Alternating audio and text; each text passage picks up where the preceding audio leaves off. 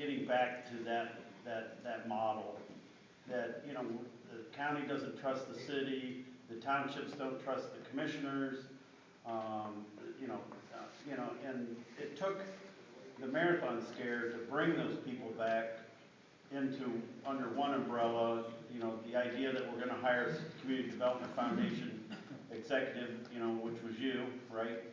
And I just fear for our county and our city that we're getting back to that us against them, and we have our agenda, you have your agenda, and I think it's important that we get back under that one umbrella again. And part of it is, like John says, is maybe it's just a lack of trust, and probably communication is going to solve a lot of those problems. I think you're right, John, and we've got to start that like yesterday. People have got to talk. That's the secret to moving forward, to communicate and to understand each other's position. Yes, sir. Mark. John, I think it'd be helpful if people would just think back to that time. Jeffrey Burr put together that coalition, and he did it without any egos. He brought the business people together at a time when we needed that. He put together a 5-year plan. He put together all the elements that it took to bring this together. And it wasn't a matter of, there was this distrust between the city and the county.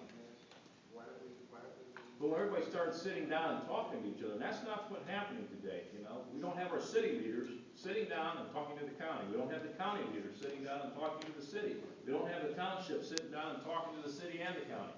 Nobody's talking to anybody. Everybody's suspicious of everybody. But you know what? We're all in the same big tent. And that's what we need to think back to. We need to think back to that time when that group of people got together, put their egos someplace else, and said, this is what we need to do for the community. Well, and all the corporations bound together too at that time, because they asked everybody if they could give $5,000, and if they couldn't, whatever they could give. And that's how they formed the CDF to begin with. And so that started it, and then everybody jumped in and worked together. But like you say, nobody wants to do that now. And it's just falling apart since you and Dad Warner have gone. It's gone. I mean, nothing's happened. Our downtown's deplorable. Rick. A lot of things everybody's saying is true, but one of the reasons I'm here helping John is because things usually start with a leader. And that's what we need. We need somebody who's done it, and we need somebody who can bring people together. And John did that when he was doing that job. A lot of things you're saying is true, but it starts with one person, typically a leader. And that's why I'm here helping John, because we need somebody to do that for us. Appreciate that.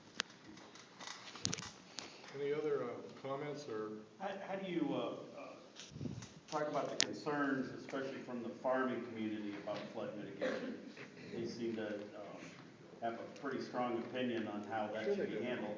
They own a lot of land, and under that conservative, there's going to be some big assessments, so that doesn't make any sense at all. I can understand and appreciate some of their concerns, and particularly in light of the fact that in Hancock County, we did pass an increase in the sales tax that gives us a leg up. Now, until we get that core report, we really aren't going to know how severe it is, but I think their concerns are very legitimate. I don't know much about the Conservancy District, but my understanding is we're a part of the Maumee Valley Conservancy District now. What control do they have over us at this point in time? Are we better off having our own control? Can the commissioners, if you do it the way you suggested, can they trump the control that the Maumee Valley has? I guess there's 3 questions.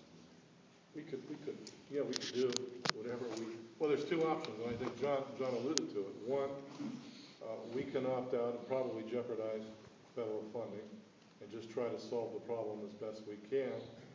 Or we could join in with Putnam County and form a 2-county, 2-city conservancy district, and then put it under the controls of the commissioners and get the same thing accomplished. I think. So we can legally opt out of the Maumee Valley Conservancy District? I don't know that we can opt out. I'm not an attorney, but I mean we're in that, but we really haven't been active about it. one of the former commissioners, have you ever looked at that?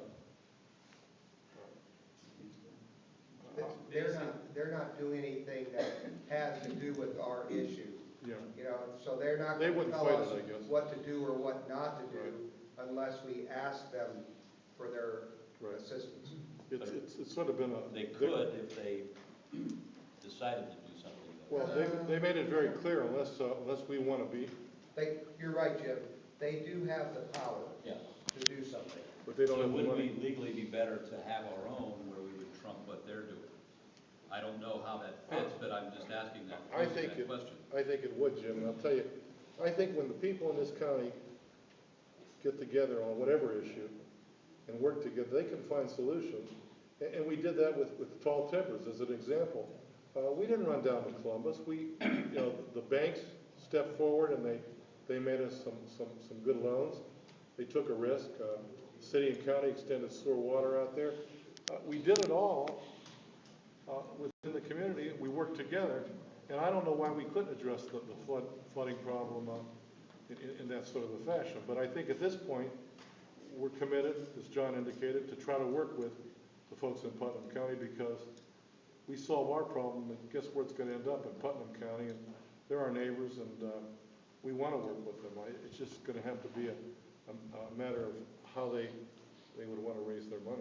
Again, it looks like there's been a lot of questions raised throughout the community, in the county and in the city, how that works. Maybe, again, it's back to the communication part of it, on how these things can work and what options we do have to make them work. Exactly, and there have been some good meetings. There's a lot of good conversation going on right now.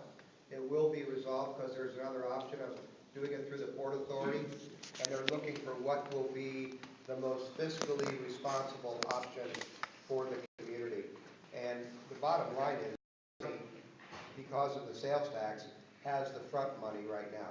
And how you best utilize it, whether you go to the Conservancy District, the Port Authority, how you do, is going to be up to that group that meets. That's me. Good point, Sean. Hey, Bill and Frank, be right back to you. Ned Seppi